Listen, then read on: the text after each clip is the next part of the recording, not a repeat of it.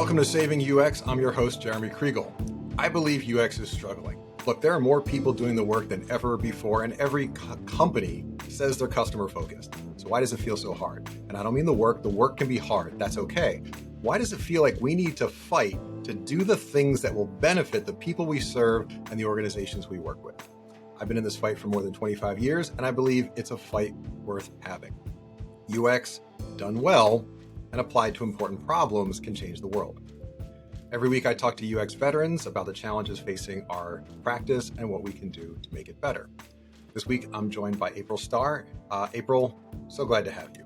And speaking of design to make it better, I mean, we'll talk about the cancer sheets, but that's, again, an incredible example of applying design to a very meaningful problem.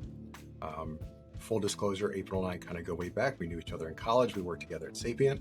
So that's about us. But April, maybe for folks listening who might not be familiar with your work, could you give a little bit about your background just to provide a little bit of context for the conversation?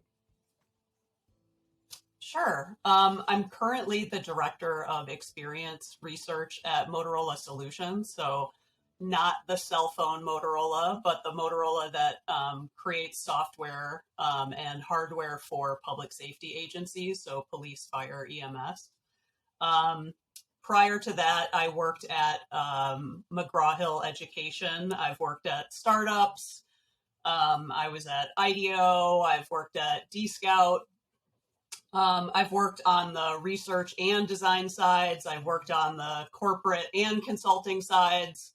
I have a long sordid history of jobs. If you look on my LinkedIn, you name it, I've done it. Every industry, pretty much everything. I've just kind of jumped from job to job. Wherever I've found a big nasty problem, I've just followed it. So. Yeah, I think that's something we share. I've done a lot of the same, not staying in one place for too long, looking for the hairy problems and been all over the place. So you have this deep experience, quite varied. How do you describe, or how do you think about where we are as a UX practice, and maybe in context from, how has it changed over time? Maybe what's better, what's worse? Yeah, where are we in this current moment?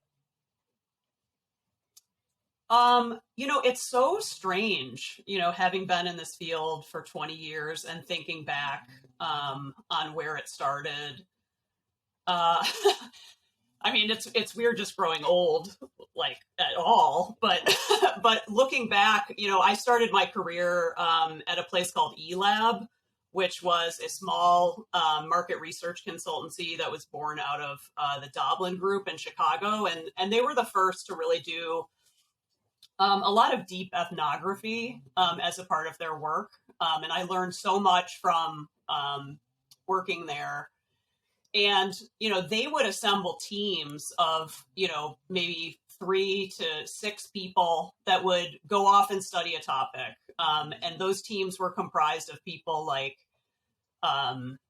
PhDs in anthropology, sociology. They would have comedians on the team, actors, just people that thought about human behavior in all different ways, designers. And I loved the diversity of perspective that afforded. And, as I went through my career, the research team got smaller and smaller until it was just down to one person. And then the research projects were on the shoulders of that one person. And it was so hard and stressful. And, and those consultancies got bought up by those management consultants or, tax consultants or whatever they may be. And everything's just really been swallowed up. And so I don't really know where we are anymore. I'm trying to figure it out. I mean, I feel like where the field started, and I definitely feel like that, old crotchety lady, like, I liked it way back when. But I did like it way back when. I mean, I thought there was more rigor in the work. And I thought the way we did it was, better for many different reasons. And I just think we've lost a lot of that for various reasons. So I think we've made a trade-off between getting more business buy-in and getting business to accept us. But because of that, I think right now we've sort of been nickel and dimed a little bit. And so now we're not able to do the work the way the work should be done. And that's why people like you and me are sort of caught in the middle of that fight, trying to make space for our teams to just do the work the way it should be done as best it can be done in the context in which we work. Yeah, it's just interesting to hear you reminisce about some of those ELAB days. 'Cause I think some of those folks were still there when, right, Sapient acquired ELAB, right? And there was that Yep. diverse team of the deep ethnography and those other more offbeat disciplines, like you said, but we're experts in human behavior. And now it's hard to do even basic user research in most areas. Um, but it if you ask someone, do they care about being user centered? Do they want to serve their users? They say yes. So where do you see the disconnect? Why do people say they value serving users, but then not take the time to understand what those people really need? Well, I mean, I do work on the research side. And so because I work on the research side, I'm a research geek, so like I do geek out about like methodology, and I do care about, things like that I know as soon as I start talking about, the reasons why things take a long time, or, the reasons why we have to do things a certain way, people's eyes glaze over. So I get it, they don't care. I think, the struggle that I'm having currently at my current job, is that, to me, research has always been in support of design. My background is actually in design. It's not in research. It's not in social science. But I've always worked as a research practitioner, and for the most part. And, you know, you can't understand design, or you can't understand research if you don't understand design, because research fits into the context of design. And if you don't understand product development, you're not going to understand how design fits into product development. And I think there's a lot of problems with people just understanding product development as a whole. I mean, think about Agile, for example. I mean, everybody says they do Agile. I don't think I've ever seen anybody do Agile. Not well, anyway. I think there's so many misconceptions about what Agile even is. And not to knock on Agile, but I think Agile, right, if there was like a Venn diagram of Agile versus human-centered design, there'd be a lot of overlap between the two. But, somehow Agile got more attention and is more relevant to business than human-centered design. And so now everybody cares about Agile. Nobody cares about human-centered design. And, the idea of like fast iteration and, constant, improvement and learning, right? That's a part of human-centered design. But yet, research isn't necessarily built into Agile. I mean, it might be on paper, but like the details of how you actually do fit research into Agile isn't really thought through, but it is in human-centered design, I would argue. So it's frustrating that, we're competing for attention, I guess, with all these other sort of philosophies. So I guess I think we're dealing with a bigger problem than just user experience. I think we're dealing with a lot of just competing product development philosophies. I don't think that anybody really knows what they're doing anymore. It's funny, like, I know agility gets a lot of crap, some of it legit. And like you said, I'd agree. Very few organizations do it well. And, I think you go back to the manifesto, Agile is 4 values and 12 principles, right? And one of those principles is continuous attention to technical excellence and good design enhances agility. But again, somehow that good design part got lost. And it's just not about continuous learning. It's get more crap out faster. Yeah. Yep. So, and I think maybe that's why business latched onto it, right? And they sort of turned it into a process because, the reality is that it is a set of principles. It is almost like a philosophy, like human-centered design. It's not a detailed process. I mean, people have taken it and turned it into a process, but it's really a set of, values and a culture, similar to design. So it's frustrating that so many people have latched on to that, but haven't latched on to design in the same way. And I'm not exactly sure why. yeah, when I think back, what initially drew me to Agile was the same lack of research that we were just talking about. And I thought, well, if we're not going to do the research, at least let's release frequently so we can get feedback that way. But it's still, that's different than doing the upfront understanding and doing the sort of the deeper, contextual modeling and everything that, the kind of work that you used to do it with eLab. So as a director in user research, you talk about how geeking out can turn off the non-researchers, but imagine another part of your role has to be selling the value of what you do. What have you found are the ways that you're able to connect to non-UXers, non-researchers, to get them to believe and get them to buy in and see the impact that you and your team can have? I mean, it's the classic, you have to speak in terms in the business terms, in the things that they value, right? So I talk about research in terms of,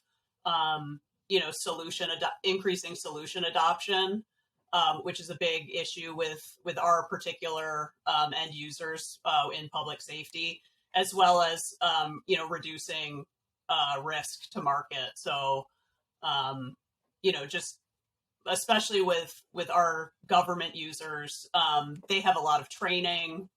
We want to reduce their training. That's a huge burden to them.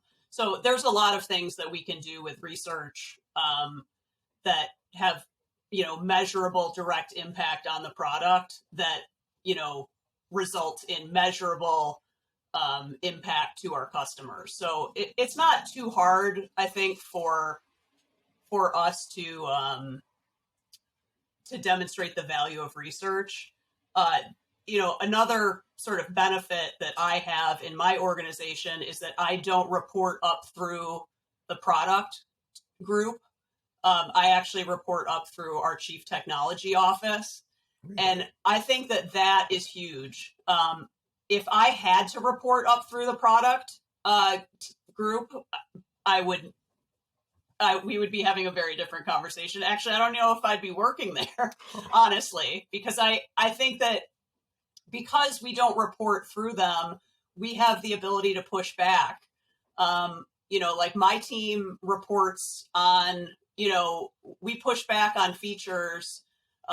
We surface, when we think things are risky to deliver to customers, we will report back on that stuff. We will push back, and we have all the freedom to do so. And I know in other organizations, where they do report in, they don't have that flexibility or freedom to do things like that. They really, right? They're all one team, and so that bias, sort of doesn't allow them to sort of take that fully objective view. So structure, the way the organization is structured, I think makes such a huge difference in how you function. So that's fascinating, because I would guess that if you asked 10 UX folks, where should UX report? Should it report into technology or product? Most of them would say product. What is it that your tech organization or your tech leadership does differently that's giving you the support that you need to be able to push back? I think a lot of people would say, well, when I've reported to tech, I was sort of subsumed and really serving the technology instead of serving the user. What's different about Motorola here? So, well, so the product management, right? They still make the decisions about the product for sure. They're the decision makers. We don't make the decisions, but and they have the budget, right? We are not a P&L. So we do get our funding through them. So they pay for our resources. However, once that resource is paid for, we still manage the allocation of that person's time. So that it's sort of like a sunk cost once they've paid for that resource. And so again, they trust us to, use that resource however we want. Now we still have to work with the business and listen to their needs. We're not going to go off and go do research in areas that aren't relevant to the business. That would be, kind of irresponsible. But it just, again, it affords us that freedom to push back where necessary. But again, it balances out because they're still the decision makers and we aren't. But if we report it in, it would be really different. It would not work well, I don't think. That's interesting. It sounds like I forget what it was called. It used to be that wall between the investment banking side and the retail banking side. I know that's gone, but to kind of create that separation, it sounds like this separation is positive in this case. Given that you have that freedom to decide how you work, how do you prioritize what you choose to research, and how much of it is driven by you and your team? How much of it is requests coming in, and how do you balance it all? Well, when I first joined Motorola, they really didn't have much research at all. And I would say that the research that they were doing was, very foundational in nature. It was like personas and workflows. They weren't doing any evaluative research. They weren't doing a lot of, any usability testing. And again, like, the space in which we work, we design products that work in a mission critical environment. So, it's really important to get that stuff right. And so I came in, and when I learned that they really weren't, doing these things, it scared the shit out of me. So honestly, and so the way I prioritized things was, any product that we were designing that had a major UI paradigm shift and was going to be in a mission critical environment, we needed to test the shit out of that stuff immediately and make sure there weren't any major issues. So that was priority number one. And then, there are sort of kind of lesser, there are still important contexts that we need to consider, but maybe not as mission critical. And there are different kind of users that are, very important. So just to give you a sense of the space in which we work, we have around 30 different personas. Like, honestly, they're not even really personas. They're just roles within public safety that we designed for. Most personas tend to be. They're not right. They're not personas. So, so it's a huge space that we have to understand and design for. And we cover about, I would say, like 30 to 40 products as well. So it's just a huge, massive space. In terms of priority, like that was definitely one of the ways I prioritized.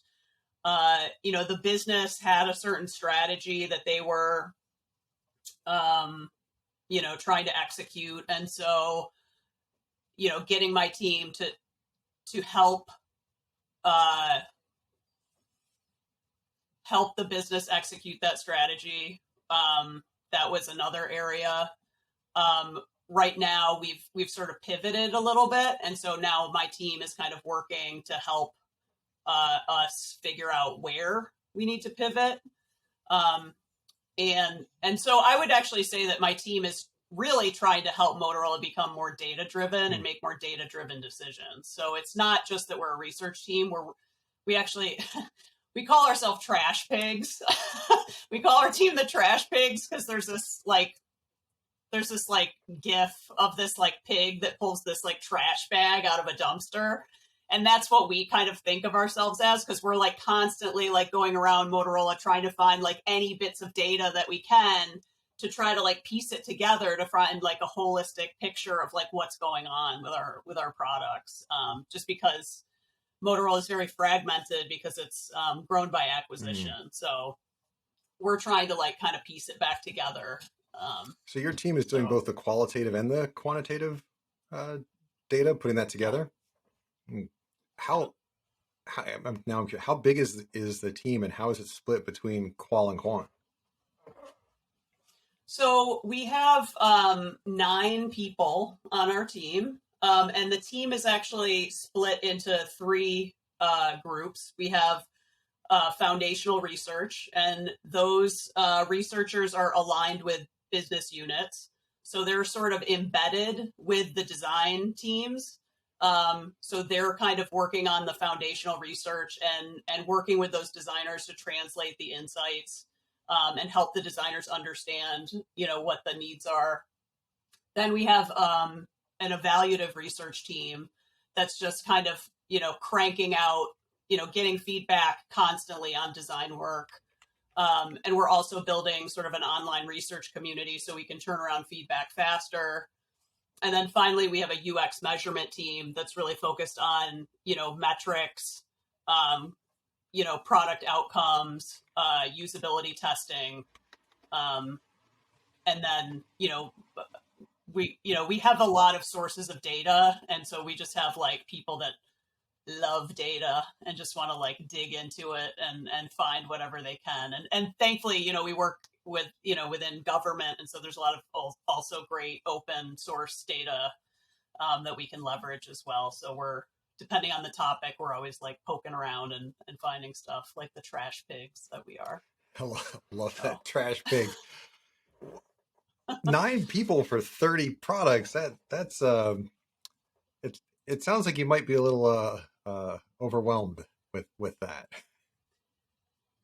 Yeah, and that's the thing. Is like we do so much work. We have such an amazing team, and like, right? Like the business doesn't know what an awesome team we have and how much work we do. They're just complaining, and it's like I just have to shield my team from it. It's a bummer. It's like they don't know how good they have it, Yeah, my team is very much in a growth mode, and I've got a little bit of support in different areas. And I've been saying this is the part in our evolution where everyone gets a little support and nobody's happy, right? Everyone wants help, but it's never enough. Everyone just, right. Totally. With the 3 teams now, was that the structure when you joined Motorola? No, I reorged our team because we needed to increase the amount of evaluative research significantly that we were doing. We weren't showing designs at all and getting feedback on them from our end users, and we desperately needed to, because again, like we might be designing for like a evidence tech, and we can't put ourselves in the shoes of an evidence tech. It's too specific of a role, and so we really need exactly. So we really need feedback from that person. And the designers were doing the best they could, making the best user experience choices that they could. But the reality is that you can't guess at what an evidence tech wants. In fact, we did one project with 911 call takers, and we were designing for these different notifications that they get, and we created this 2x2, and we guessed where all these notifications would fall on this 2x2. Basically, like what's the most urgent, and then what do you have to take action on.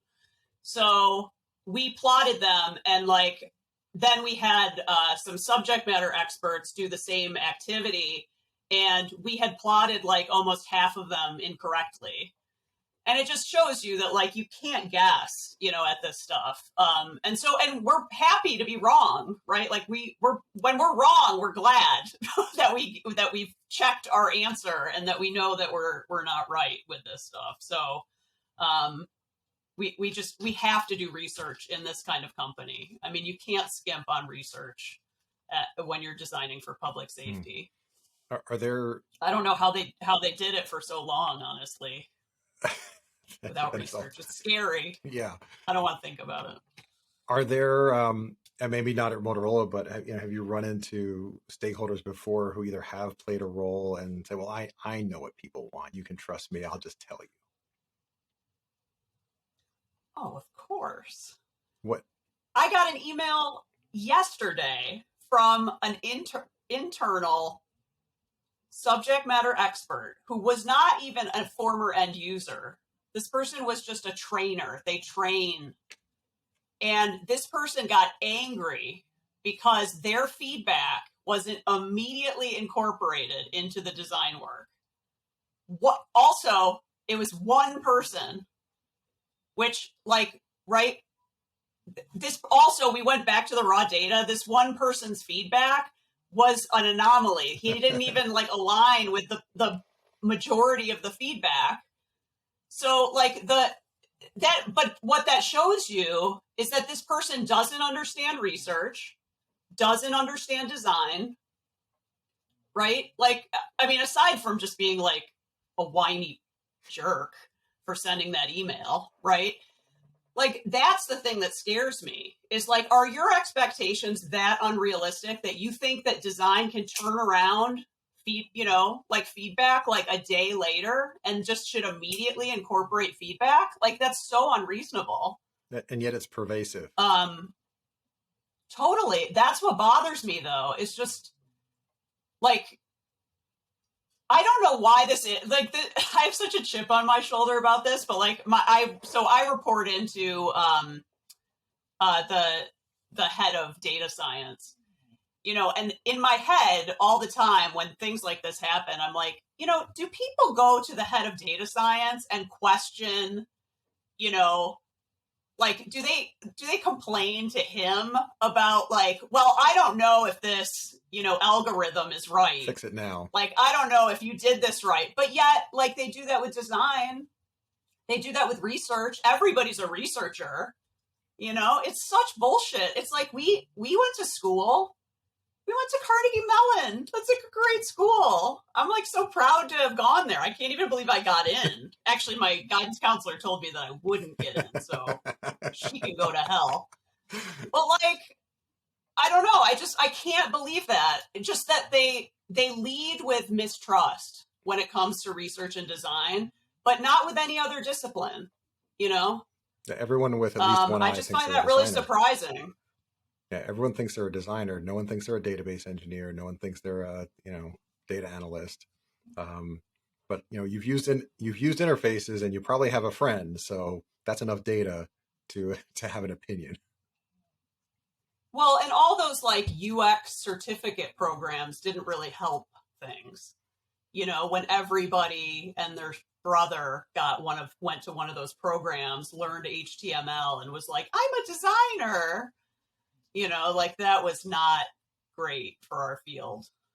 Yeah. I know we had a similar thing, in the late 90s when, IA was booming and lots of people without experience got hired, but then the crash kind of wiped out a lot of folks, some very qualified as well.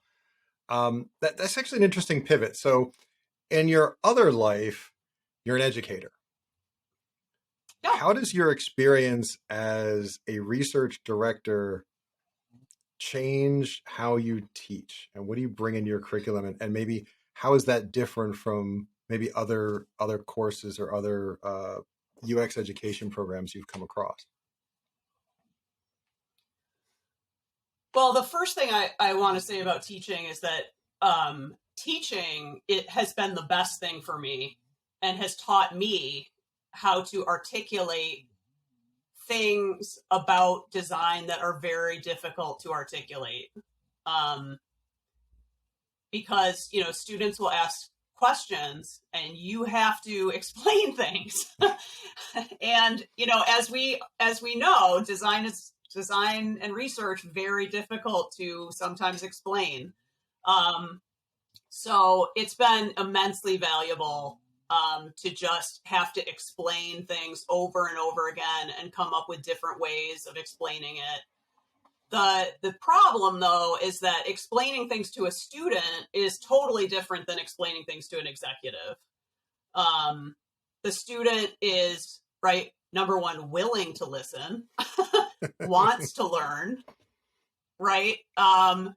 Is actively studying this topic for a reason, values this information, and is also looking at you as an expert. So all things that I unfortunately don't have in my work life, right? People are like, who the hell's this person? IDEO doesn't mean anything to people that I work with. They don't care that I worked at IDEO. They don't care that I've done any of the things that I have done in my career that I'm super proud of. They're just like, whatever, which is tough. It's like being the popular kid at school and then going to college, and then they're just like, who the hell are you? You got to like work your way up again. It's tough, man. That wraps up part 1 of my conversation with April Starr. Tune in next week as we talk more about design education, dive into the origin of the cancer worksheets, and much more. Have questions or comments about this episode? Join the conversation with Shuffle. You can download the app for iOS or Android at getshuffle.app or at the special link on the show notes page at sux.live. That's SUX for saving UX.live. Be sure to subscribe to the podcast so you don't miss future episodes like the rest of this chat. You can also follow me on Twitter at Sonarc, SONARC, or on LinkedIn where I post show updates. If you prefer old-fashioned email, you can sign up for email updates at sux.live as well. Until next time, I'm Jeremy Kriegel, and this has been Saving UX.